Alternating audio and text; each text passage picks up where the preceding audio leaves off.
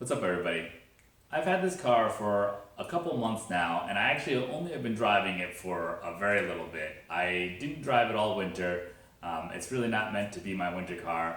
It's going to be spring out, and I'm driving around a little bit more, and there are two things that really bother me about this car. I absolutely love the car, but the two things both have to do with the brakes in this car. The first thing is that the brakes are super squealy. I did some research, and I think what it turns out to be is that the brakes on this car, because it's an M car and it's meant to be tracked, the brakes are like super high quality, and they work fantastic, but they make a lot of noise. If you're not on the brakes hard all the time, if you're just driving around town, it's squealing every stop. It kind of drives me nuts because it's a convertible and I have the top down all the time, and so it's pretty loud. The second thing that bothers me is the brake dust.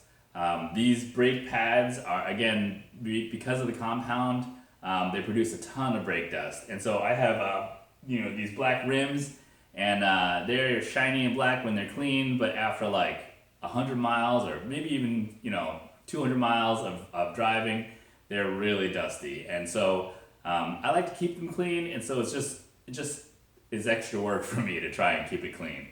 So to fix both of these issues, I'm going to attempt to make a change in the brake pads that I'm using.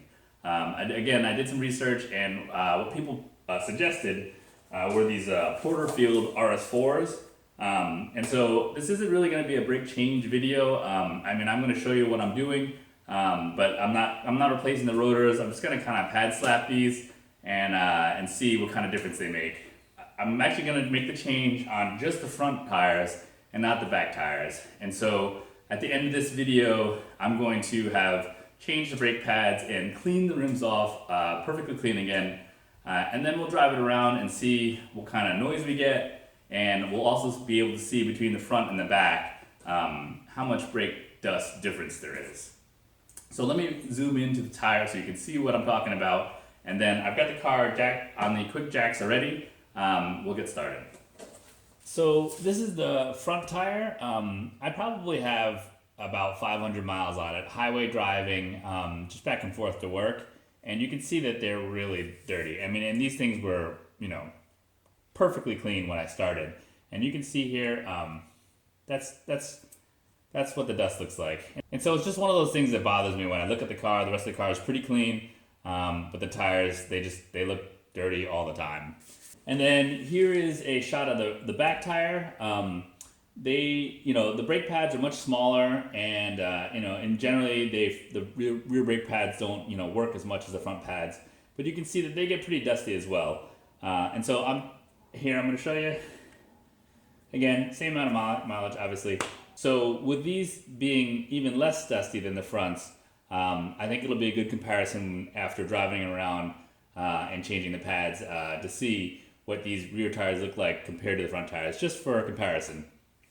All right, step one is going to be to remove the tire.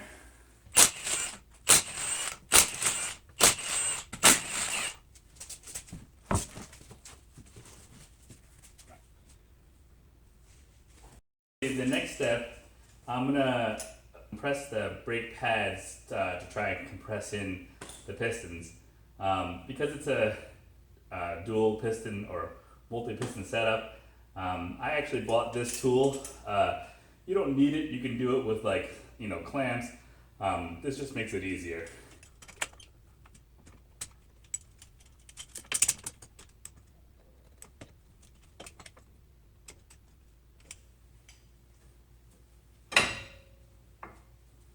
Alright, so now there's some space and they're moving. The next step is to drive these pins that hold the brake pads in.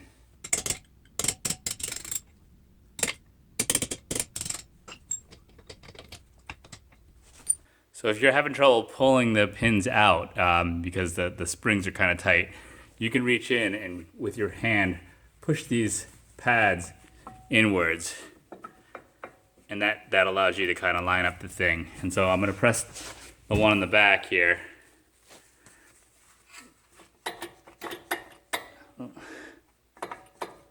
And then that'll allow me to pull that out.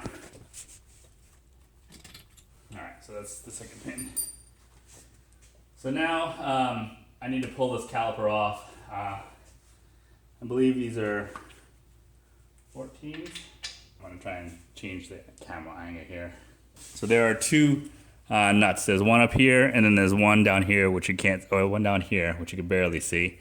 Once I take these off, then this whole caliper will slide off. Actually, before I take that off, there are some cabling, right? So this is a real tight setup. Here's the brake hose. There's a grommet here that I'm gonna pull out.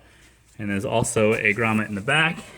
This grommet back here, I'm gonna pull this guy out of the bracket, and as well as this is probably the speed sensor cable. I'm pulling them out of the brackets. It'll make it easier for me to maneuver the caliper once I have it off. So that's what I'm gonna do next.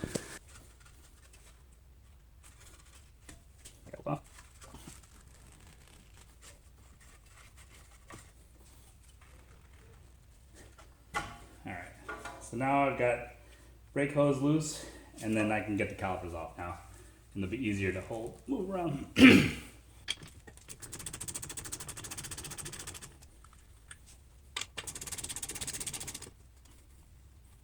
gonna use this towel, because I'm gonna try and clean it off, but I'm gonna lay it over the top here so that I can kind of lay the caliper. You can hang it up if you need to, but I'm gonna be working with it to try and clean it off before I put the new pads in, so it's gonna go over the top.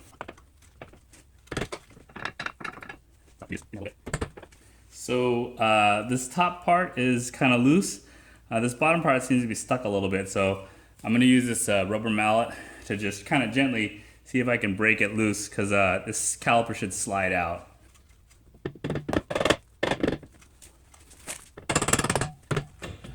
There we go. So now that's kind of broken loose, I should be able to pull this off.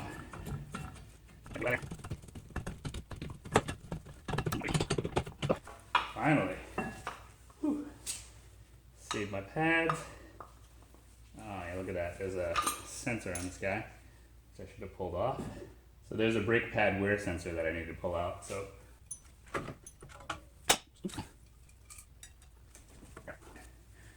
on this brake pad, there's a groove here, and that groove holds this brake pad wear sensor. I can try and zoom in here. And so that it sits back here. It sits in that groove. And so I should have taken that off before I tried to pull the caliper off. So just a note in the future. I've got the caliper off. I'm gonna spend a little time just kind of cleaning it up because I have the access to it now. And then I'm going to show you how I install the pads. For installation of pads, the first thing I'm gonna do is put some brake and caliper grease on these channels here. Right? They're not really channels, but they're flats where the brake pads are they move on it. So this is the stuff that I'm using. I've had this tub for a while, long time actually.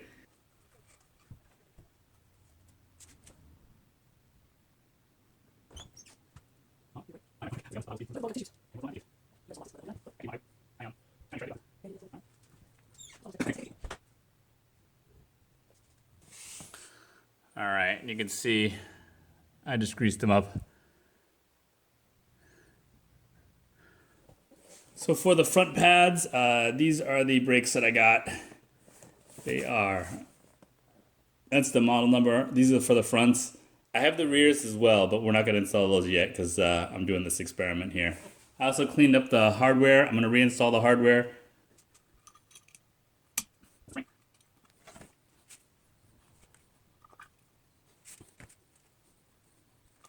So now the trick is going to be trying to put the caliper on and not lose the brake pads. Hopefully you caught some of that. So I cleaned up the pins. Like I said before, I'm gonna squeeze push the calipers up to get the pins installed if needed.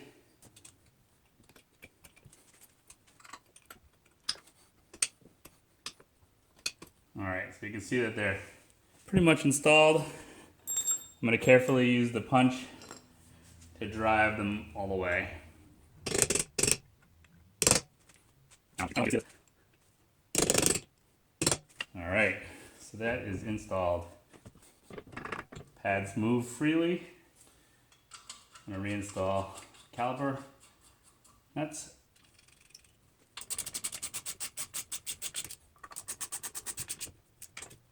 all right, and then I'm gonna torque them.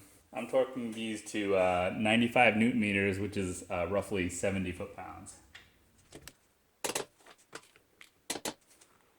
Next, I'm going to reroute the hoses and cables back to where they belong.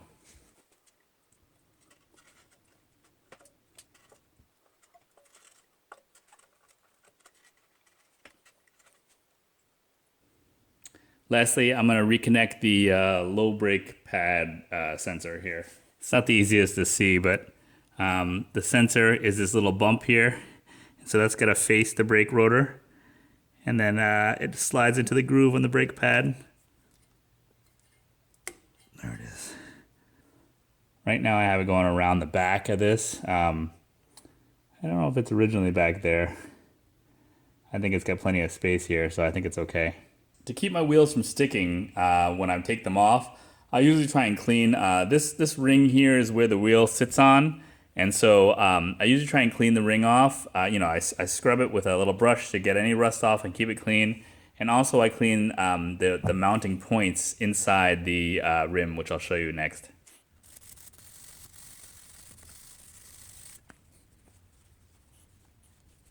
So this is what I mean by the mounting points, so it sits on that ring here. And so I just give this little scrub here.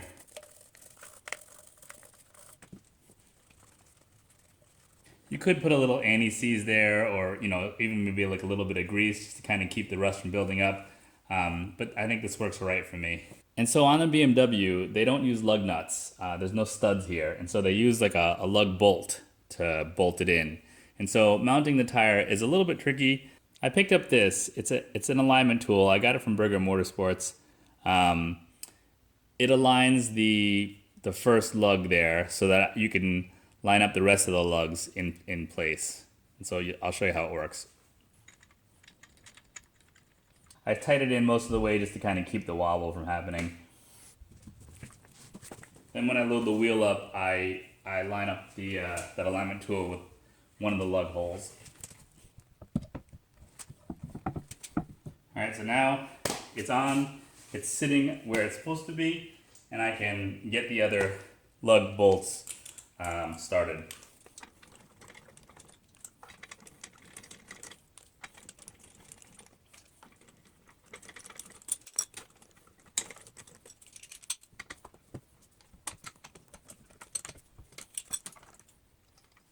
And so now that I've got two of the bolts tightened in, it's not going to go anywhere, and it's self-centering. So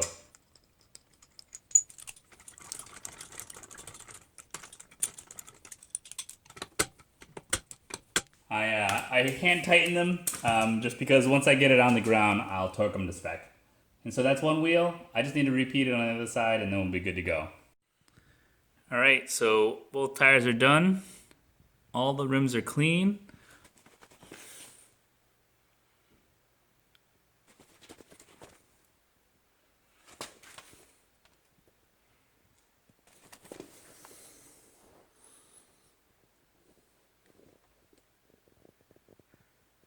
So now we're going to drive it around and we'll see what it looks like after a week or so of driving. Alright, so that's it for part one of this video. I hope you're enjoying the content. If you are, please like, comment, and subscribe. Thank you very much.